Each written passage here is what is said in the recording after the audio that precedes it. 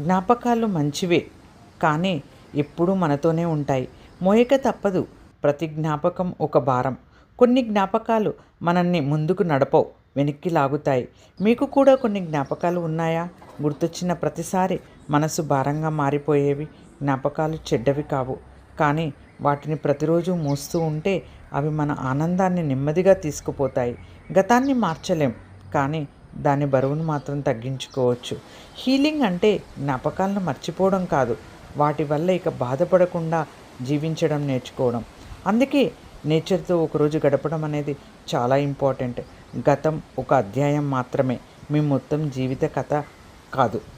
So ఇలాంటి posts కనుక మీకు మరిన్ని కావాలి అని అనుకుంటే మైండ్ మంత్ర విత్ మాధవిని సబ్స్క్రైబ్ చేసుకోండి.